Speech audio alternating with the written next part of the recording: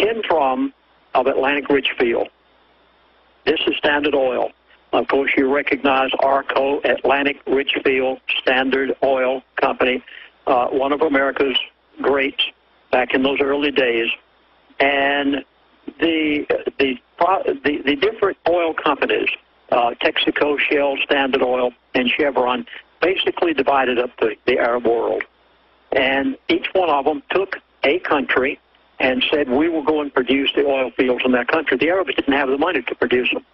And Mr. Ken Fromm was given the job by Atlantic Richfield of producing the oil field in Kuwait, Dubai, and that part of the world.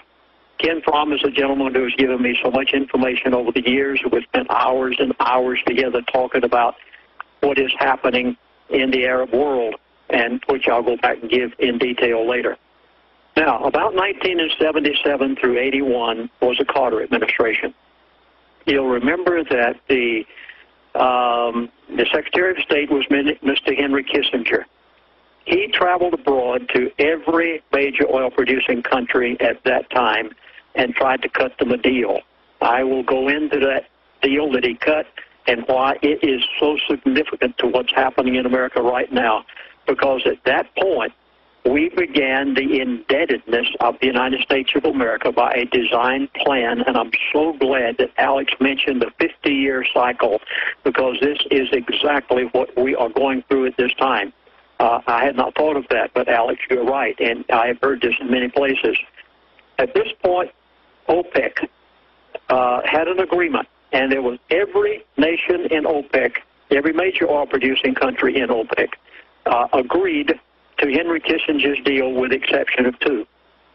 One was Iraq, and that's the reason that Iraq had to be conquered and taken out, and the next one was Iran.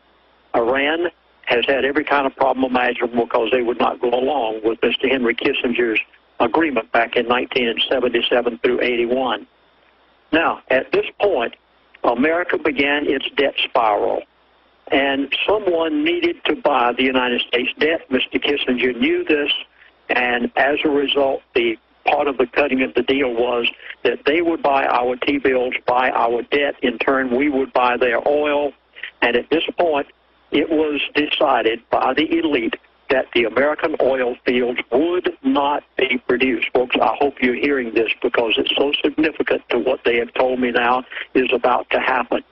The American oil fields would not be produced because the foreigners, we had to buy our oil from them in order for them to turn around and buy our national debt, and they had to keep it that way. They closed up oil wells everywhere. They shut down major production from the Arctic Wildlife Refuge. What was the Bakken Oil Preserve and others here in the Lower 48, they likewise said, we cannot produce them because if we do, then these other countries will not be obligated to buy our debt. This also began the time that the elitists, the bankers and others, the World Bank, the IMF, began to bring about the destruction of America gradually. You've heard me speak of the Devil's Messiah plan. Every bit of this fit into their perversion of the United States of America. Then came 1970. I'm just giving you a quick overview, and then we'll go back since we have time in the program today to take these one by one. In 1970, the Alaskan oil was found, somewhere around 1970. In 1974 through 76, the Trans-Alaska Oil Pipeline was built, and in 1976, one of the largest oil fields ever discovered in the world, and in particular in the United States of America. It's described in my book, The Energy Non-Crisis. Gull Island will blow your mind. This is a story within itself because after Gull Island was brought in, I was in the room with the oil company officials. I later asked Mr. Fromm, why don't you bring this oil to the American people? I knew already why. They couldn't. They had no choice.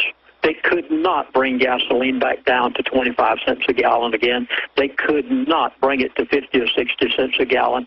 They couldn't because the national debt had to be bought by someone. The Federal Reserve was obligated, and the national debt was growing so greatly. And now Gull Islands brought in, and I said to Ken, why don't you bring this oil to the American people? He said, Chaplain, this is classified. We are not going to release that oil. We will never announce the oil field and the Arctic Wildlife Refuge, what is there, until, please, this is so important, put it down in your notes. You're hearing things today for the first time. He said, we will not produce these oil fields until we have crude oil to somewhere around $200 a barrel. I said that in different places. It got me in trouble. I later was called on the carpet by the elite, and I was threatened, and it was mainly because of this one subject right here. They had to get it to $200 a barrel. You are going to see $150 to $200 a barrel oil in the very near future. You're probably talking somewhere in the neighborhood of 9 to 12 months. They have to take it there because the problems that have developed, they developed them, by the way. The problems and the crisis that they have developed in the Middle East will grow so great until America will not be able to get its oil from the OPEC oil-producing countries of the Middle East and Saudi Arabia in particular. Okay, thank you for joining us. Pastor Lindsey Williams worked in the board meetings with Atlantic Richfield and in meetings with other top oil companies. Just like in Congress or on an aircraft carrier, the chaplain is like an intermediary and was able to see all this. He wrote a book about it. Since then, 30 years later, everything in that book, The Energy Non-Crisis, is now out in the open. That they could have dozens of pipelines coming out of Alaska, supplying the entire United States for over 100 years. It's easily recoverable oil. It's there. They kept it. Now, since then, he has these two sources, one a former CEO, and I know for new listeners who've been listening the whole time, you're like, we've already heard this. I'm recapping for new listeners. People are tuning in, in and out constantly. Then, starting about 3.5 years ago, Ken Fromm and the other fellow started telling him basically the same information, that oil would go from $50 a barrel up to $150. Then people thought it would go to $200. His source said, no, now it's going to plunge down to $40. It went below $40, like $32, I saw it. Then he said for 2 years, it's going to be basically just gradually going up slowly. Enjoy yourselves. Go out and have plenty of gas. But in 2 years, get ready. We're now 2 years later. 4 months ago, Lindsey says they're going to have a crisis in the Middle East. And I said, war? He said, no, my sources just said it's going to be in turmoil, but that is a trigger and a distraction from China. Watch it. It's the big one. But they didn't go further. Now Mr. Fromm has died. The other source, it has gone all the way with the entire plan. And we can see the plan of deindustrialization, moving all the jobs to China. China, in the news today, secretly pressuring the U.S. government as holders of our debt to allow them to buy up U.S. companies and block SEC corruption probes and antitrust issues. This is about the globalists teaming up with China and muscling out the U.S. This is about the designed decline of the U.S., and Lindsey's going to lay it all out now. Lindsey, let's start back at the Middle East, the planned program there, that's admitted, where this is going, how it's going to unfold. You have the floor for the next 10 minutes. The standard currency of the world is crude oil. Please write this down in your notes, and I hope you have a pencil and paper and you're taking notes today, and you'll put it beside your calendar, because barring divine intervention, the elite will do what you're about to hear. The standard currency of the world is crude oil. It is not the dollar. It's not the euro. It's not the won. It's not the pound. It's crude oil. Crude oil. Please put it down. It's the most important object out there.